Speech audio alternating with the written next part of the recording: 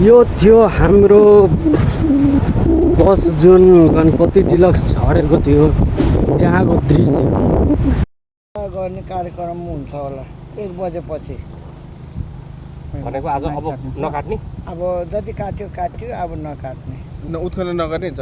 पानी भित्रको हामीलाई अब एउटा जेनेरेटरको कारणले त्यो कटर पनि चलाउन नमिल्ने ठाउँमा पुगिसक्यो हामी। अब भनेपछि अब जति निकाल्यो हजुर। अनि तल अब के हुन्छ अहिले सिरियस अब आउनु तल बाँकी बसको भाग अब त्यतिकै छोडिदिने। अब समिति इन्सुरेन्स पनि आउँछु भन्नुभएको छ। अब इन्सुरेन्सले पहल गरेर निकाल्नै पर्छ। यो अब हामीलाई चाहिन्छ भन्यो भने अब उहाँहरूले कति लगानी गर्न सक्नुहुन्छ, मेन पावर कति दिनुहुन्छ जेनेरेटर। जे एउटा जेनेरेटरले हेर्नु न बिहान दिउँ चलाएको पानी नै सुकाउनु सकेको छैन। पानी नसुकाइकन कटर चलाउन सक्दिनँ हामीले। मेरो यो बुटोलको साथीहरू अब कटर लिएर आउनुभएको छ उहाँबाट काउसाजीबाट। भनेपछि यो सामग्री अभावको कारणले अब पुरा उत्खनन हुने काम समस्या छ। अब बानी ठाउँ पनि नभेट्ने ठाउँमा पुग्छ हामी। भनेपछि तपाईँहरूले आज डेडलाइन राखिसक्नु भयो, आजको अन्तिम दिन। हजुर आज अन्तिम हो।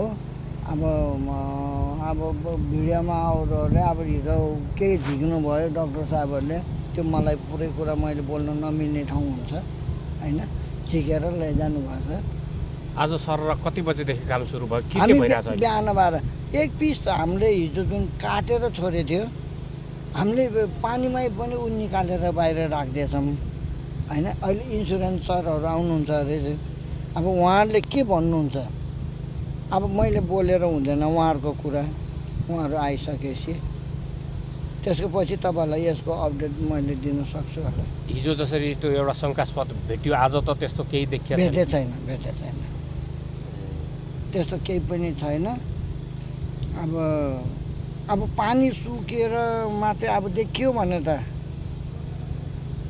के जानु अहिलेसम्म देखियो। हजुर अहिलेसम्म देखिएको छैन। अनि के यो चाहिँ तपाईँहरूको लागि चाहिँ अब यत्रो दिनदेखि काम गरिरहनु भएको छ, जुन खालको तपाईँहरूलाई चाहिँ तनहुँको सिडिओले मेहनत गरे बापतको जति चाहिँ अलिअलि पैसा दिन्छु चाहिँ भन्ने मौखिक कुराहरू भएको थियो नि, अब त्यसले त पर्याप्त भएन तपाईँहरूलाई त? हजुर भएन होइन, यत्रो समय भयो, यत्रो मेन पावर खट्यो। अब दुईवटा सिडिओ साहबहरूले के भन्छ यसको अपडेट त्यसको पछि मात्रै दिन सक्छु होला मैले। जस्तो तपाईँहरूको मनसायमा चाहिँ आज अन्तिम दिन। हजुर 1 बजेपछि काम बन्द गरिदिनु बन्द हुन्छ होला।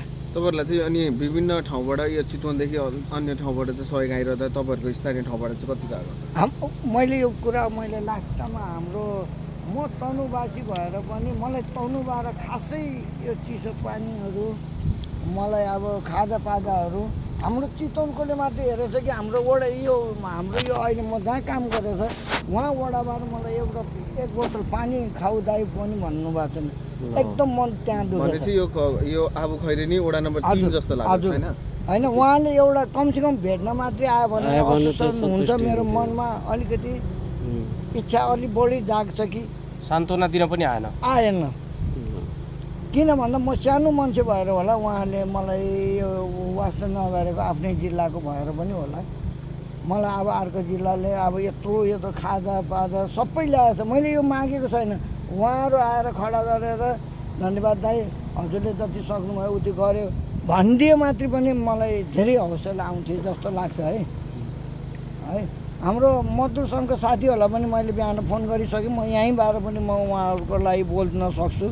म त्यतिखेर मैले मजदुर ट्रेड युनियन काङ्ग्रेसको म एउटा संस्थापक मान्छे पनि हो होइन। त्यो जमानादेखिको अहिले अध्यक्षले पनि एकल फोन गरेर मैले बिहान कराएको छु। भोलिको दिनमा विगतको दिनमा तपाईँहरूलाई मलाई चाहिन्न भन्छ भने म तपाईँहरूलाई चाहिन्न, अब मलाई मजदुर सङ्घ चाहिन्न। मैले यो कुरा फोनमै भनेर अहिले म मिडिया अगाडि पनि म यो कुरा बोल्छु। किन भन्दा मैले मेरो योगदान भनेको मैले कति गरेको थियो भन्दा म त्यहाँको भनौँ अब हाम्रो मिस्त्रीहरूलाई चोटपटक लाग्यो, यताउता भयो, ड्राइभर मृत्यु भयो, मैले रात उठाएर दिन्थेँ। अहिले मलाई हाम्रो चितवनकोले रात उठाएर दिइरहेछ। किन भन्दा यो अवैध ठाउँ भएर होइन। अब खाजा ल्याइदिएछ, एउटा पानी बोकेर आइदियो भने तनुको मान्छेलाई मलाई धेरै खुसी हुन्थ्यो होला नि। होइन सबैसँग पैसा नहोला तनबासीसँग एउटा एक बोतल पानी किन्ने पैसा त छ होला नि त 20 रुपियाँ पर्छ यसको मन दुख्दो रहेछ होइन एकदम मन दुखेछ मलाई हाम्रो तनबासी देखेर भोलिको दिनमा मैले यसको जवाब फेरि म अर्को काम उनीहरूको काम गर्दाखेरि मैले यो जवाब म पक्का फर्काउनु म तपाईँहरूको अगाडि बाटो बाँधेर बोलेछु हुन्छ बा धेरै धेरै ल धन्यवाद बुवा म चाहिँ काठमाडौँदेखि आएको हजुर हजुरको लागि यहीँको लागि आएको होइन हजुरलाई धेरै हजुरको शुभ नाम हो न हजुर मलाई टायर कान्छ भनेर मात्रै चिन्छ अहिलेसम्म विश्वमै टायर